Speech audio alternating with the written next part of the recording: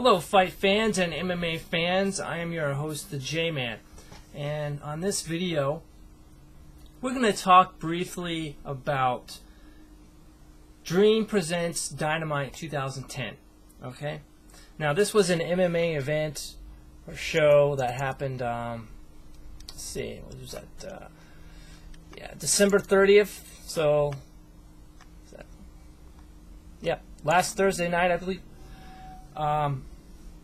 The show was in Japan. Of course, it was sponsored by Dream, and it had the main event of Alistair Overeem versus Todd Duffy for the interim heavyweight championship. Okay, now that was the main event. But before I talk about that fight, I want to tell you about some of the other fights on the card. Now, this was a pretty big lineup. It had a lot of popular names on there. Sakuraba versus Mariusz Zaromski, former welterweight champion of Strikeforce. Sakuraba, of course, needs no introduction. Then we have some K1 stars. Sergey Kartanov, the guy who fought Alistair Overeem twice, lost once, and won the second time. He beat him with a punch. So we had him. We also have Dream, former lightweight champion, I believe, Shinya Aoki, grappling expert. Shinya recently appeared on Strikeforce to fight the champion Gilbert Melendez, and he lost that bout, but he had a good showing, and that made him more popular with American fans. So Shinya was on this card as well. We also got Gegard Mousasi, the former light heavyweight champion of Strikeforce. So a lot of guys that are popular from Strikeforce, and also a lot of Japanese talent. Minowa, you know anything about him? He is the Giant Killer. He was also on the card, but he wasn't fighting a giant. This time I think it was just a kind of like an average opponent. But Minowa ended up losing, unfortunately, so that's kind of disappointing. Minowa is a big hero over there in Japan. Kind of like the underdog. I recently saw a video about Minowa that really built him up as like the Rocky Balboa of Japanese MMA, where he just was getting loss after loss and getting his ass handed to him, and then all of a sudden he comes out of nowhere and he starts destroying these giants, these like monster of men. He beat Hongman Choi, beat a bunch of other really big guys, and definitely earned a name for himself. And then he won a tournament, and that was like this crowning glory. But yeah, Minowa, very popular fighter. He fought Don Fry, he beat Don Fry, and I think Fry's last fight, maybe not his last fight, but one of his last fights. So we have Minowa. He lost, unfortunately. I can't say too much about that fight because I didn't see it. But his fights are usually very entertaining. And Shinya Aoki lost. Shinya Aoki one time was believed to be one of the best lightweights in the world, or if not the best, and compared to BJ Penn, being compared to Gilbert Melendez. Of course, now we know that he is not as good as Gilbert Melendez. And I don't think anybody ever believed that he was better than BJ Penn. But Shinya Aoki, in this fight, he ended up losing in dramatic fashion. It was a flying knee to the face. Shinya got anxious, dove in for a takedown, and bam, he got hit, and that was it. He was knocked out. The guy just finished him off with some quick pounds. TKO stoppage. So Shinya Aoki has lost.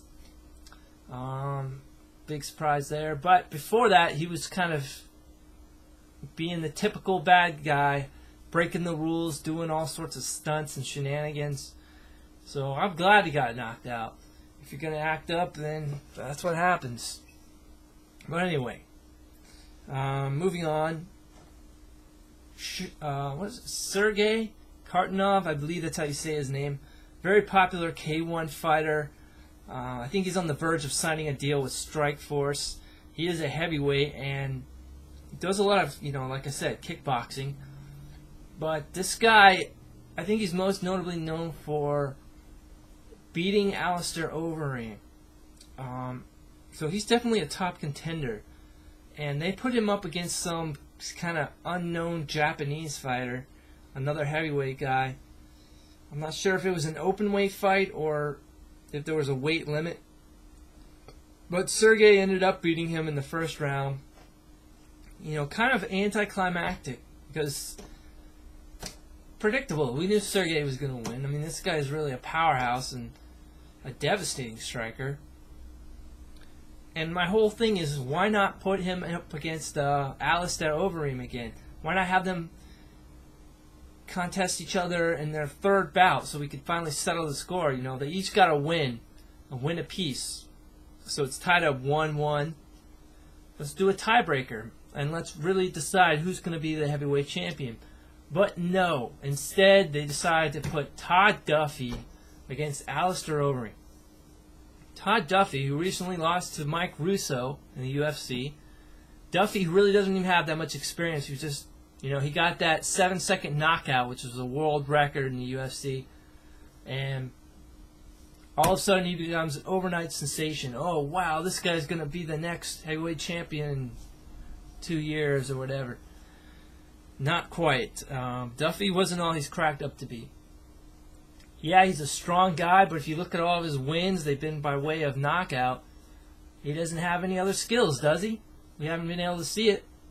So you put him up against another really talented striker like Alistair Overeem, and what happens? He gets clocked. He gets nailed. Duffy goes down in the first round, TKO. Alistair Overeem with that, he gets his little knee and then a quick hook, and it's good night, Irene. So Duffy really didn't stand much of a chance against the monster that is Alistair Overeem. Overeem's been on a tear. He's been on such a winning streak. Now that he's the K1 2010 Grand Prix heavyweight champion. Overeem's looking really scary. This guy, I think he could definitely give Fedor Emelianenko a run for his money. He's looking better all the time. He's just a beast.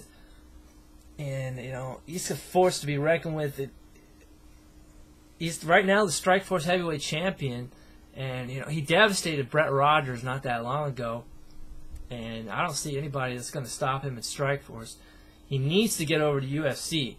I would be tremendously interested in seeing him fight Cain Velasquez, Junior Dos Santos, and especially Brock Lesnar. I mean, hey, man, that would be one for the record books. But my whole complaint is that why put him up against Todd Duffy when you got Sergey Kartanov, another really good striker and big, strong guy? They could have had one hell of a fight. It would have been tremendous to see. And we could have finally settled the score between them. But unfortunately, we're going to have to wait on that one. Hopefully Sergey will sign with Strikeforce, and then maybe we can get a heavyweight title fight. But it looks like they're going to match up Overeem with Werdum first. So, yeah, just think of how disappointing it would be if Overeem were to lose to Werdum. Overeem loses the title to Werdum. I would take a lot of momentum out of Overeem's pocket, but yeah. I just think that before anything else happens, we need to see a major fight with Alistair Overeem. Why chance having Overeem lose to a lesser opponent, or why chance having one of those really great potential opponents for Overeem be discredited by losing to some unknown guy? So you need to get Overeem in there with Werdum or Fedor or Kartanov. But I think, and I've said this in my other video, Overeem really needs to fight against who should we put him up against first? Antonio Bigfoot Silva. Yeah, put him in there against Silva. make him defend that Strikeforce heavyweight title, and then from there, he should get the winner of the rematch between Verdum and Fedor. But Strikeforce, being the failure of a promotion that it is sometimes, a failure of matchmaking, they're putting together Fedor versus Antonio Silva. So, not that that's going to be an entertaining fight. It probably will be, but it's not the fight that fans really want to see. Fans that are focused on finding out who the best heavyweight in the world is, determining the greatest fighter on the planet at that weight. It seems like promoters are pretty much just hell-bent on keeping that a mystery, making sure the world never really determines what guy is the best. The way they mix things up so much. But yeah, Dynamite 2010 was a good show. We got those 2 knockouts, which I mentioned, the Overeem knocking out Todd Duffy, and the other guy, I forget his name, knocking out Shinya Aoki. Those are really cool. And Kartanov comes out with that round 1 victory over the no-name Japanese guy. So if you haven't seen it yet, go check out Dynamite 2010. You can find the videos up on cagepotato.com. Encourage you to go watch those. Make sure you watch the Overeem fight. I want everybody to see just how talented this guy is, and how Todd Duffy really isn't the be-all and end-all of heavyweight fighters. I mean, don't get me wrong, the kid's got a lot of potential, but he needs to learn how to grapple. He needs to learn how to do other things besides just knock guys out and clobber them in the head.